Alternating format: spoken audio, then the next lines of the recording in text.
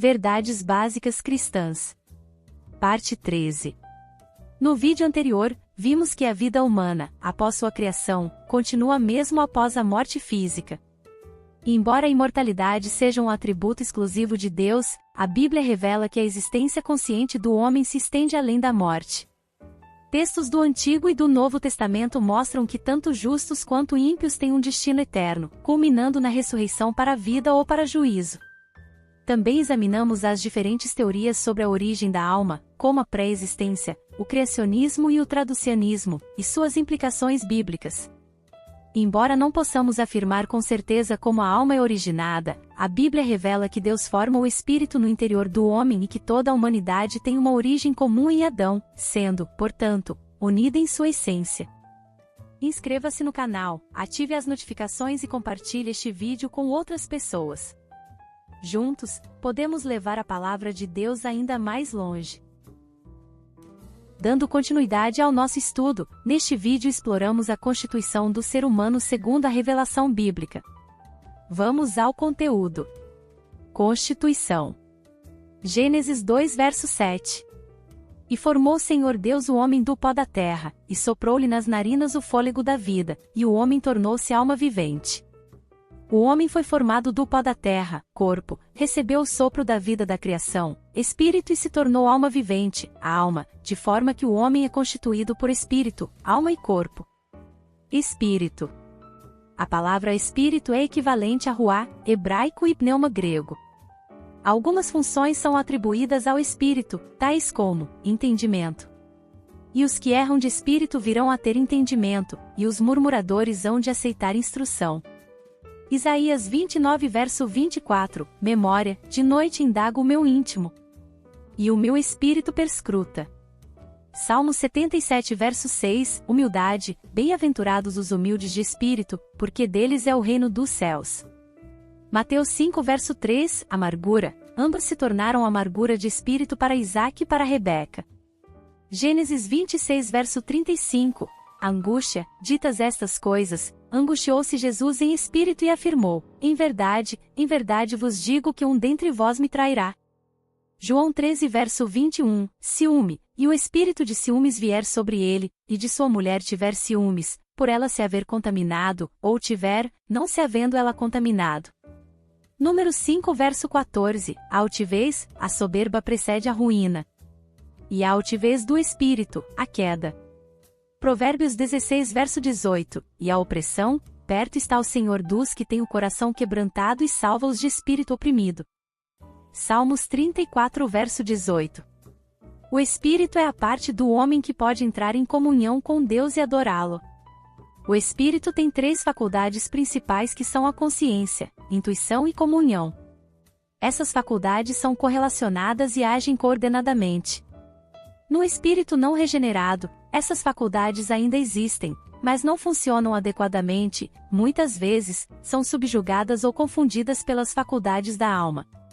Consciência é a faculdade de discernimento, que distingue o certo e o errado, por julgamento espontâneo e direto, sem que seja, necessariamente, pelo conhecimento da mente. Intuição é a faculdade sensitiva, que nos traz ensino e conhecimento direto, por revelação de Deus e ação do Espírito Santo, independente de ajuda exterior ou da mente. Comunhão é relacionar, partilhar a vida de Deus e adorar a Deus. Alma. O termo alma, em português, vem da palavra nefesh, em hebraico, ou psiche, no grego. No Velho Testamento, encontramos o seu uso com os seguintes significados: ser vivente, vida, eu, pessoa, desejo, apetite, emoção e paixão. Basicamente significa vida ou uma pessoa por inteiro, mesmo que morta. A alma se refere ao ego do homem e revela sua personalidade e autoconsciência, pela mente, emoções e vontade. Ela tem grande poder e é o centro do ser humano, podendo decidir quem governa, o corpo, o espírito ou ela mesma. É também o ponto de encontro entre o espírito e o corpo, podendo contatar o mundo espiritual pelo espírito e o físico pelo corpo, é a sede do livre-arbítrio. As faculdades principais da alma são a mente, a emoção e a vontade. Corpo. Suas designações: corpo.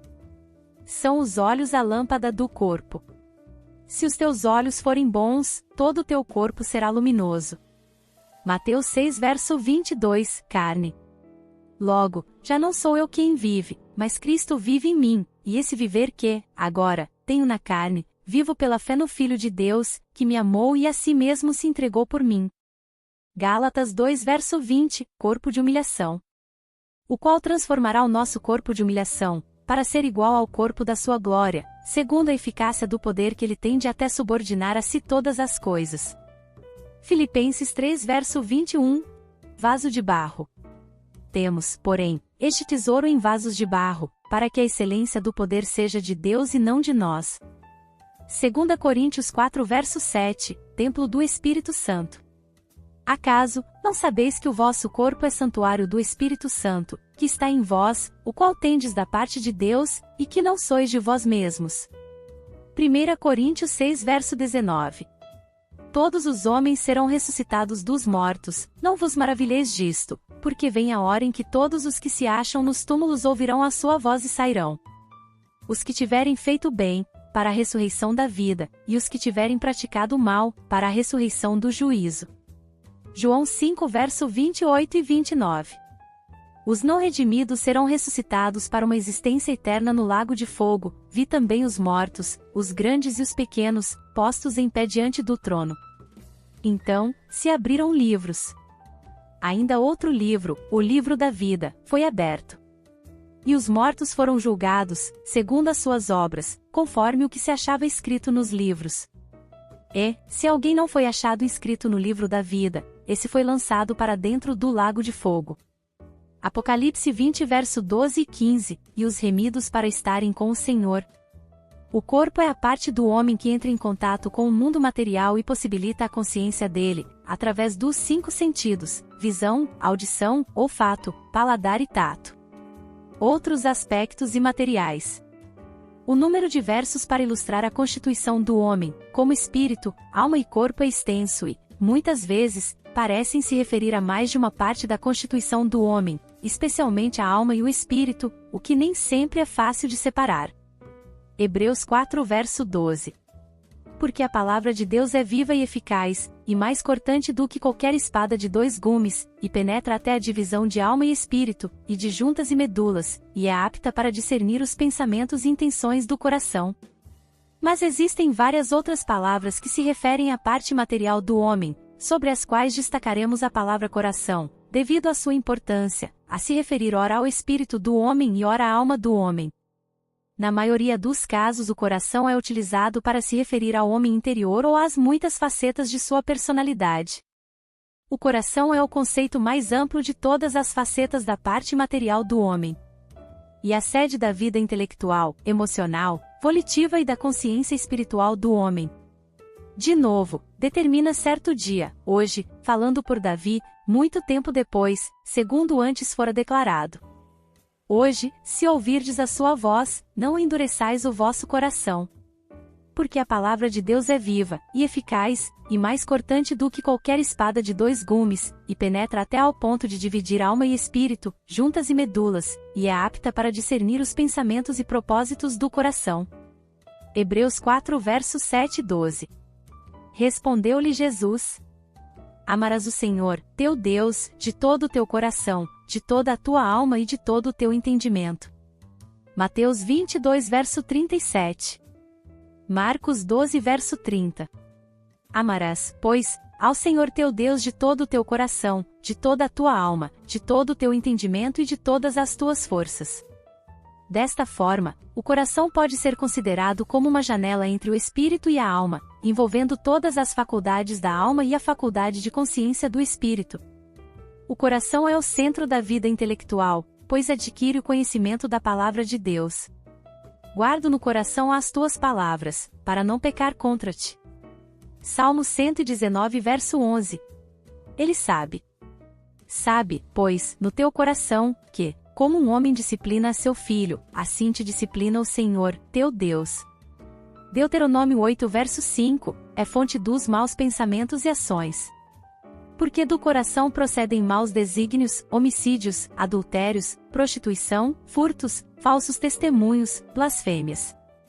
São estas as coisas que contaminam o homem, mas o comer sem lavar as mãos não o contamina. Mateus 15 versos 19 e 20. Possui propósitos e pensa. Porque a palavra de Deus é viva, e eficaz, e mais cortante do que qualquer espada de 2 gumes, e penetra até ao ponto de dividir alma e espírito, juntas e medulas, e é apta para discernir os pensamentos e propósitos do coração. Hebreus 4 verso 12, e pode ser enganoso. O coração é o centro da vida emocional, pois ama. Amarás, pois, o Senhor, teu Deus, de todo o teu coração, de toda a tua alma e de toda a tua força. Deuteronômio 6 verso 5, reprova, a minha justiça me apegarei e não a largarei. Não me reprova a minha consciência por qualquer dia da minha vida. Jó 27 verso 6, se alegra. O vinho, que alegra o coração do homem, o azeite, que lhe dá brilho ao rosto, e o alimento, que lhe sustém as forças. Salmo 104 verso 15, entristece. O rei me disse, por que está triste o teu rosto, se não estás doente? Tem de ser tristeza do coração. Então, temi sobremaneira. Neemias 2 verso 2, possui desejos. Agrada-te do Senhor, e Ele satisfará os desejos do teu coração. Salmos 37 verso 4, e pode ficar amargurado. Quando o coração se me amargou, e as entranhas se me comoveram. Salmo 73 verso 21. Ele é o centro da vida volitiva, pois busca, de lá, buscarás ao Senhor, teu Deus, e o acharás, quando buscares de todo o teu coração e de toda a tua alma. Deuteronômio 4 verso 29, pode ser mudado. Sendo, pois, anunciado ao rei do Egito que o povo fugia, mudou-se o coração de Faraó e dos seus oficiais contra o povo, e disseram, que é isto que fizemos? Permitindo que Israel nos deixasse de servir?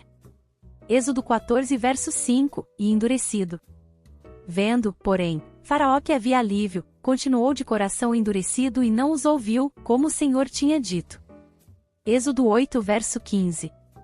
É capaz de escolher.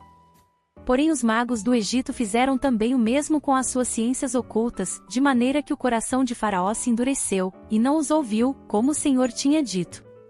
Virou-se Faraó e foi para casa, nem ainda isso considerou o seu coração. Êxodo 7 versos 22 e 23. E pode ser insubmisso ao Egito, e a Judá, e a Edom, e aos filhos de Amon, e a Moabe, e a todos os que cortam os cabelos nas têmporas e habitam no deserto, porque todas as nações são incircuncisas, e toda a casa de Israel é incircuncisa de coração. Jeremias 9 verso 26. O coração apresenta interface com a vida espiritual, pois é nele que o homem crê para a justiça, se, com a tua boca, confessares Jesus como Senhor e, em teu coração, creres que Deus o ressuscitou dentre os mortos, serás salvo. Porque com o coração se crê para a justiça e com a boca se confessa a respeito da salvação. Romanos 10 versos 9 e 10 é a morada do Pai. Antes, santificai a Cristo, como Senhor, em vosso coração, estando sempre preparados para responder a todo aquele que vos pedir razão da esperança que há em vós. 1 Pedro 3 verso 15, do Filho. E, assim, habite Cristo no vosso coração, pela fé, estando vós arraigados e alicerçados em amor. Efésios 3 verso 17, e do Espírito Santo, que também nos selou e nos deu o penhor do Espírito em nosso coração. 2 Coríntios 1 verso 22, e para o cristão seu coração deve ser puro. Ora, o intuito da presente admoestação visa ao amor que procede de coração puro, e de consciência boa, e de fé sem hipocrisia. 1 Timóteo 1 verso 5. E estar submisso. Porém judeu é aquele que o é interiormente, e circuncisão, a que é do coração, no espírito, não segundo a letra, e cujo louvor não procede dos homens, mas de Deus. Romanos 2 verso 29. Obrigada por assistir até aqui, não percam os próximos vídeos. Graça e paz irmãs e irmãos.